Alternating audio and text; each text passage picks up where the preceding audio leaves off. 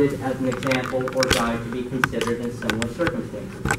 That means that if this goes through, then other developers could come in and say, well, if they allowed him to build this big project, then so can I. Sooner or later, Granada Hills could start looking like Van Nuys, and we'll lose our sense of community. Thank you very much. Very good. Can I have Wade Hunter, Ralph Croy, and Dave Schell?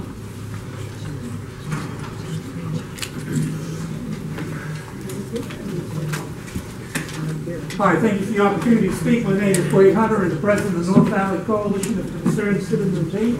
I've lived in Granada Hills for the past 40 years.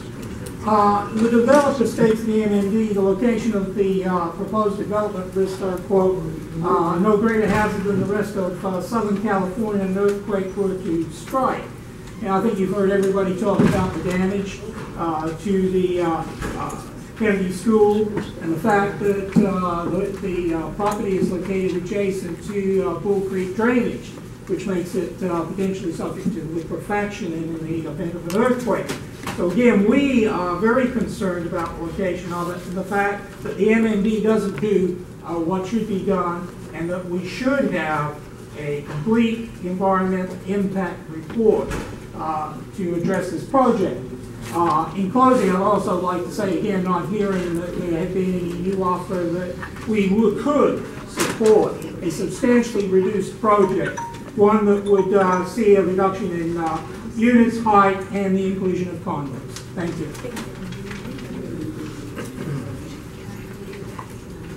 My name is Ralph Croy. I've lived in Granada Hills for almost 48 years in the same house. When we have 440 units, we can easily expect 400 couples there or 600 children at 1.5 children per couple. With 330, we still could expect 450 children. I see nothing in the plans that shows anything for children. They will have bicycles, tricycles, wagons, skateboards, skates, etc., and they will be using them in that area. Yes, you can put up signs that said no skateboarding, but they will. I mean, we've all been children one time. And you need to have that. You need to have some provision for children. They will be there.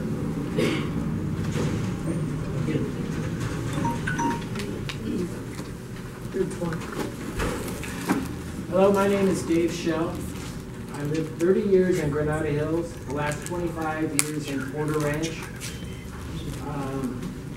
I hold the Granada Hills area very dear to the heart since my family's lived there for so many years.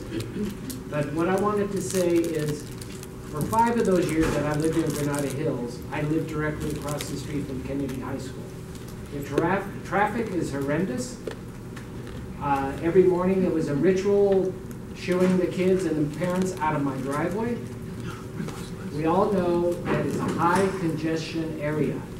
And living in Porter Ranch, I don't want it on my conscience reading in the paper one day that another high school kid has been hit near that school. Now, many of us have talked about traffic today, but it also should be mentioned that the developer has proposed that, well, we can have increased bus traffic in the area, that the employees and members of the community can take the bus. MTA just did their 40-year analysis of the North Valley. There is not one mention of adding buses or a bus stop at the corner of San Fernando Mission and Woodley. It's a nightmare ready to happen. Thank you. Can I call up Paul Skowinski, Nancy Alterette, and Rose Tibbs, please? Can you repeat the name, please? Paul Skowinski, sorry. Nancy Alterette and Rose Tibbs. Well, hello. My name is Paul Skowinski. I'm a 53-year resident of Granada Hills, a Haskell, Porter, and Kennedy graduate. I have loved being in this community and hope to continue the same thing. I also do want to at least thank the developer for coming here and at least be willing to meet with us I do think that lends some support to their mission statement. My concern mainly, or my at least angle, is on the use of commercial space. And I'd like to encourage the developer and the Granada Hills Chamber of Commerce to continue to support locally owned businesses. The nationwide trend for these type of commercial developments is to allow only national chains to open business. This, I think, encourages low-paying jobs and money that leaves Los Angeles that goes into corporate structures elsewhere. On the other hand, if locally owned businesses are kept, more money stays within California, and in my opinion, provides a sense of community spirit that we all benefit from. Thank you.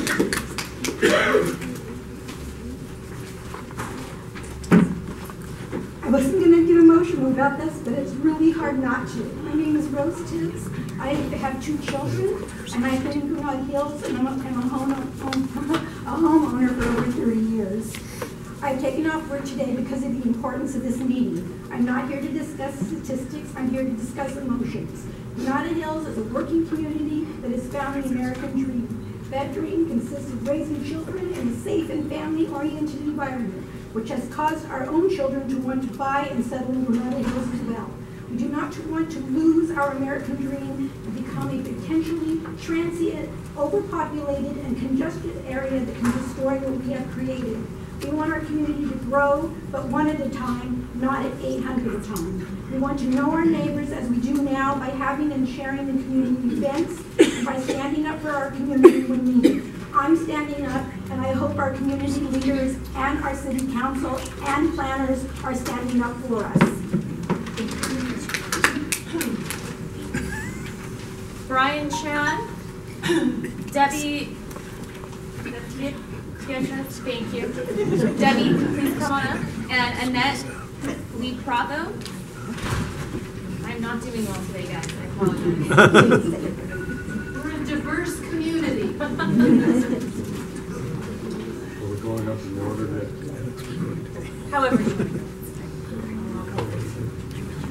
I stood up because nobody can ever pronounce my last name.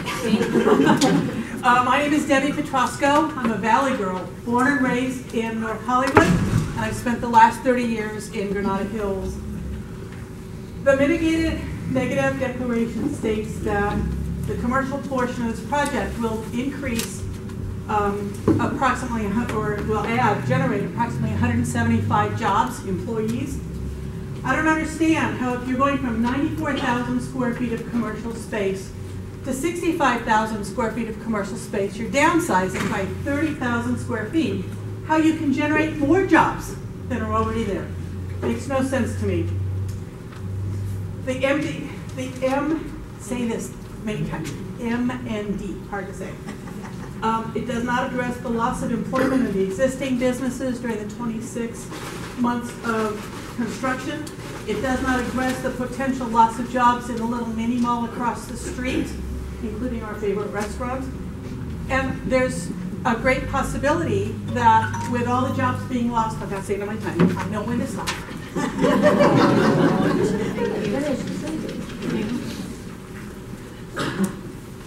I'm Brian Chan, and I've been a resident of Granada Hills for 17 years, which is rather kind of a transient sort of thing compared to a lot of people that are in this. I really do like the community the way it is.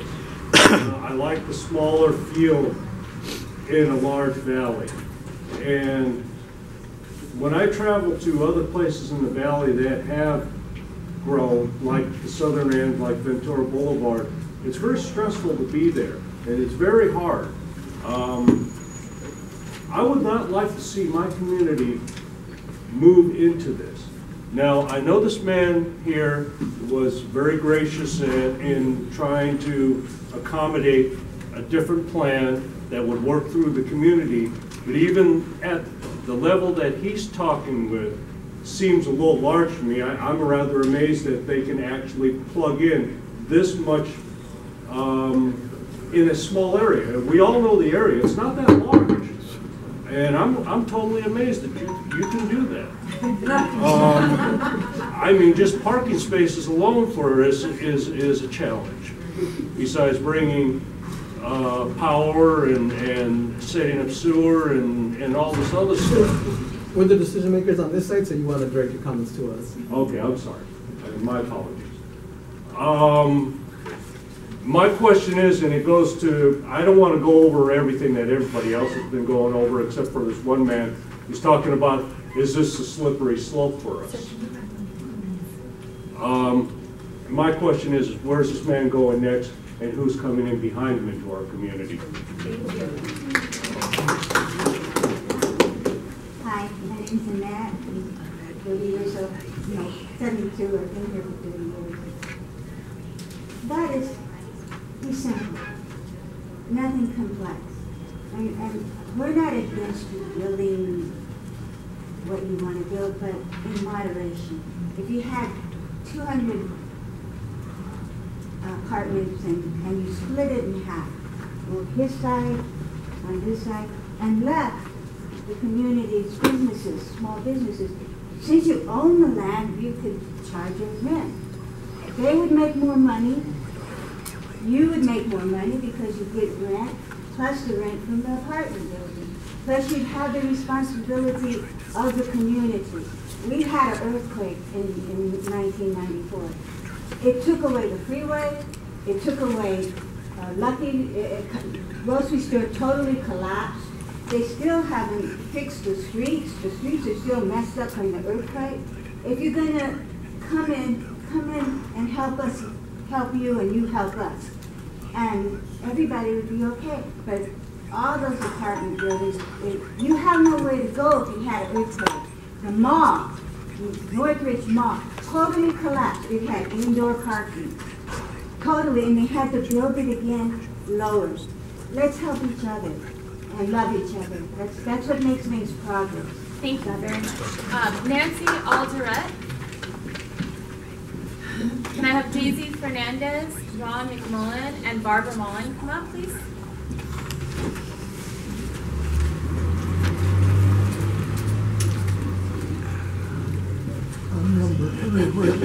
Feel free to come on up. Hello, everyone. I don't live in Granada Hills. I live in Mission Hills right next door. 11152 Orion Avenue. I am a board member of SEIU 721, although I'm not speaking for the union, because this never was discussed down there. For 7 years, I was chair of the Social and Economic Justice Committee. Our union was probably the most important union in passing the new $15 an hour minimum wage. Well, that sounds wonderful, sounds like it's going to solve poverty, but I wonder how long is it going to be before it needs to be $20 an hour or $25 an hour, because the rents are totally out of control. And the reason the rents are out of control, the land is finite, the population keeps increasing. It means that we need some density. Now, I can understand everyone wants to keep their neighborhood the way it is. Everyone loves it the way it is. But the fact is that we need higher density. I would just remind you of something that was in a Walt Disney film, actually about Pete's Dragon. It says there's room for everyone in this world if everyone makes some room. But this meeting here is all about not making some room, so I just ask you to reconsider. Thank you. Thank you for... Yay, I get to do this. Hello everybody, I'm Barbara Matlin. Some of you have been receiving my emails. I've lived in Granada Hills for 36 years. If Harwich Development wants to negotiate with us in good faith, they have an opportunity to build a quality community, something we can all be proud of. Whether it's condominiums or townhouses or even apartments, if it's of the quality and the size that we can live with and create a positive and not a negative effect on our community. What I hope is that they'll hear what the residents, those of us who live here, have to say, because it affects us every day. Thank you. Thank you. Daisy Fernandez. You have Daisy? Nancy Alderette. Christy, oh, sorry, let's go Tony Pia, Manuel Loris, and Kathleen Grantham. Do I give this in order? You can just go ahead. Hi y'all, how you doing today? My name is Tony Pia and I've lived in Granada Hills for over 20 years. The developer says this project will add 175 jobs in the area. First, they are assuming a really high number of employees for each business in the area. The real number of possible jobs added is probably half of that. Second, they are not being honest. They don't mention all the jobs that are going to be lost by doing away with the current businesses. They are decreasing the square foot of retail by about a third, so there will be a net decrease of jobs in the area. How can you trust the reports when they are so clearly wrong? We ask that they would do a full and honest report from an independent consultant. Like many Americans, our homes are our main investment for our future and as an inheritance that we leave to our children or our grandchildren. When our property values decrease, which is what we're all worried about with this project, you're sticking your hands into our bank accounts with all due respect. And that makes us very unhappy, doesn't it? With all due respect, thank you for letting me speak.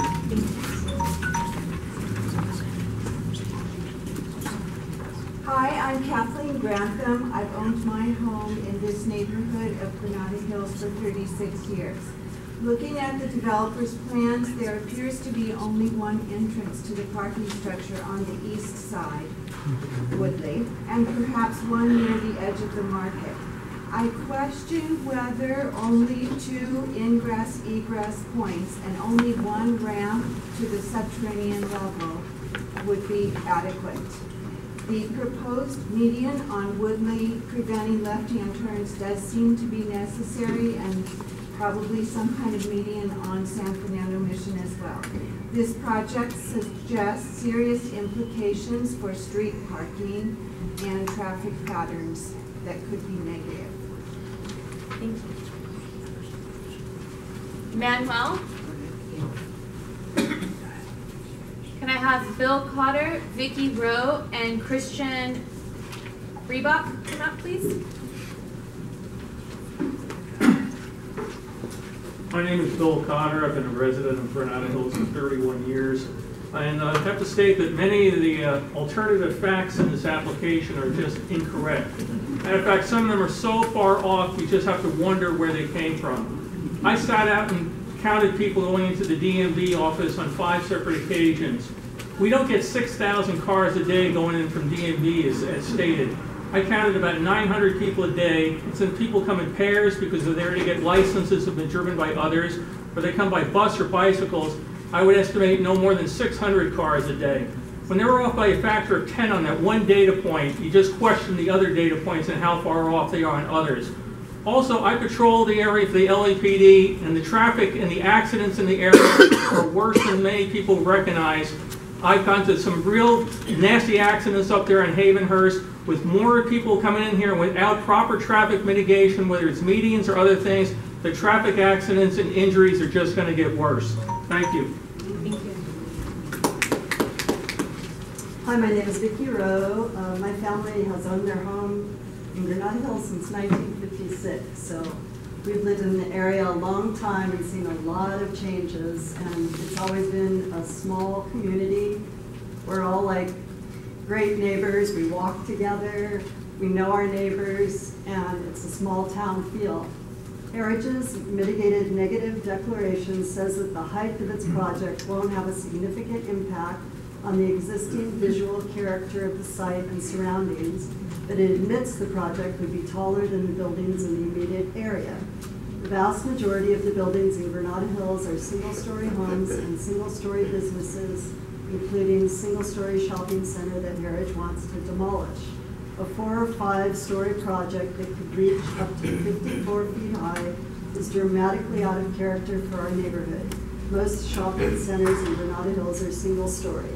And as a longtime resident, I'm concerned about traffic, safety for the children, safety for those that walk, which I'm one of, and I just think it's going to impact our quality of life. Stephanie Smolik, Susan Guarino, and Maribel Dingman, please. And then do we have Christian Breibach? Christian? No?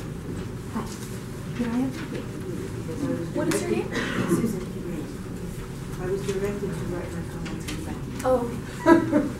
So I've been wondering how I'm going to get to them. Hello, I'm Susan Curino, and my husband Michael and I have lived here for 39 years.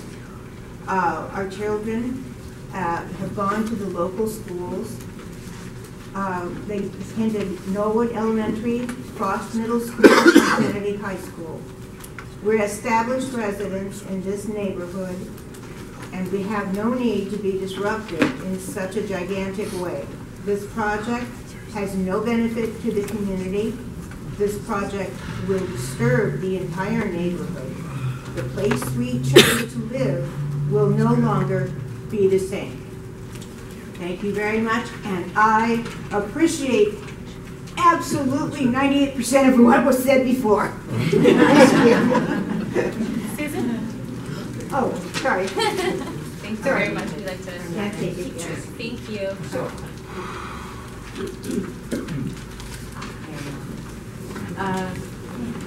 Good afternoon, everyone. My name is Marinelle Dingman, and I've lived in Granada Hills over 30 years. I, too, have seen lots of changes in our community during this time. The proposed development of the 440 building will have negative impact on our community for the several reasons I'm going to mention. The density of this project will not be enough to support parking for each structure of the people living there. The underground parking, as they've stated, is only going to be 1 spot per unit. As we know, each family unit consists of at least a minimum of 2 cars, usually 3 or 4. When the DMV opened up this space, cars would circle for hours looking for a place to park. Patrons would start using the street parking. There was no place for the people who have homes to park surrounding the business. I have shopped at Lucky's, Albertsons, grocery store, frequently the nail shop, cleaners and hamburgers. I support the local community businesses. When the DMV opened up to use this spot, there was no place for them to park, and our small businesses suffered. As Granada Hills being a bedroom community, cars will need to use the freeway to go to work. The line to get to the freeway for these 440 units will be astronomical. Can you imagine the line of San Fernando Mission Boulevard, how long it will take to get to the 405 freeway? The gasoline wasted. Okay, the smog produced for this. Thank you. Stephanie? Christine Myers, Karen Waters, Dave Carpenter. Christine Myers.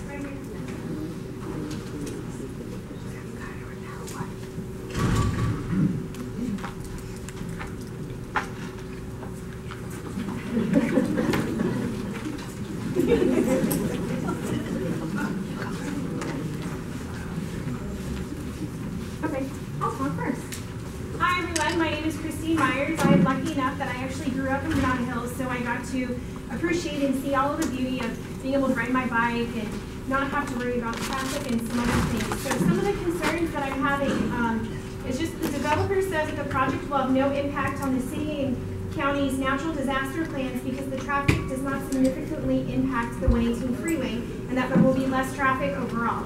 However, I think we know, especially all of us that lived through the Northridge earthquake, how bad it was to get around after the freeway fell and fences fell over and just the chaos that it created. This analysis is wrong because the traffic study overestimates the current number of trips per day at the project site, and because the analysis for the project's impact on the natural disaster plans should be based on the increased number of people that will need to use the 118 to evacuate. We all know trying to do streets or get over on Balboa is just beyond busy. So, because the project will increase the population of the area by more than 1,000 people, the developer should be made to properly analyze the effect those extra people will have on the evacuation due to any sort of natural disaster, whether it's an earthquake or from the dam or anything like that. So, today. Good afternoon, ladies and gentlemen. My name is Karen Waters. I have been a part of the Granada Hills community for 27 years, 15 as a homeowner. I agree with everything that has been stated here so far. We do live in a cul-de-sac, there's a few of us here today, where we only have one way in and one way out, and the next entrance way is to the 118 freeway. I strongly oppose this project. Granada Hills is a quiet, peaceful residential suburb. We specifically purchased our homes in Granada Hills to avoid this type of project. The development is grossly inaccurate with regard to the traffic, and I'm going to say what has not been said so far. As a parent of 3 Kennedy High School alumni, the traffic and backflow due to the sporting events has been underestimated. Traffic backs up onto Woodley Avenue all the way down, San Fernando Mission Boulevard, and all of these internal residential streets. Woodley Avenue is a commuter detour. I have traveled it for nearly 3 decades to Beverly Hills, Santa Monica, and now to Messina. A natural disaster